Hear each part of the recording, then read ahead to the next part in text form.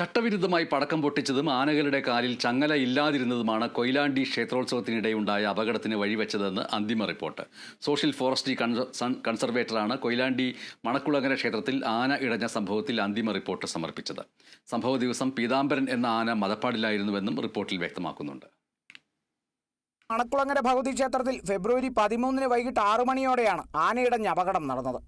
അപകടത്തിൽ കുറുവങ്ങാട് സ്വദേശികളായ ലീല, അമ്മുക്കുട്ടി, കൊയിലാണ്ടി സ്വദേശി രാജൻ എന്നിവർ മരിച്ചിരുന്നു. ഈ അപകടത്തെ സംബന്ധിച്ചാണ് സോഷ്യൽ ഫോറസ്ട്രി കൺസർവേറ്റർ സർക്കാരിന് അന്തിമ റിപ്പോർട്ട് സമർപ്പിച്ചത്. ഇതിലാണ് ചട്ടവിരുദ്ധമായി പടക്കം പൊട്ടിച്ചതും ആനകളുടെ കാലിൽ ഇടച്ചങ്ങലയിടാതിരുന്നതും അപകടത്തിലേക്ക് വഴി നയിച്ചെന്ന കാര്യം വ്യക്തമാക്കുന്നത്. ഉത്സവത്തിന്റെ അവസാന ദിവസത്തെ ചടങ്ങിനോടനുബന്ധിച്ച് ആനകളെ തിടമ്പേറ്റുമ്പോഴായിരുന്നു അപകടമുണ്ടായത്. ഗുരുവായൂർ ദേവസ്വത്തിന് കീഴിലുള്ള പീതാംബരൻ, ഗോകുൽ എന്നീ ആനകളാണ് ഇടഞ്ഞത്.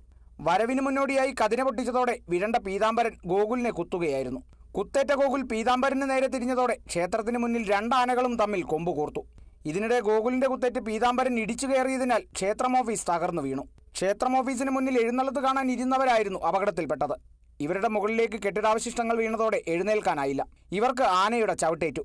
എഴുന്നേൽക്കാൻ ശ്രമിച്ചവരെയും ആന തട്ടിയിട്ടു. അങ്ങനെയാണ് 3 പേർ മരിച്ചത്. ആനകളുടെ മുന്നിൽ നിന്ന് പ്രാണരക്ഷാർത്ഥം ഓടിയ നിരവധി പേർക്ക് തിക്കിലും തിരക്കിലും പെട്ട് പരിക്കേറ്റിരുന്നു. Kerala vision news, Kozhikode.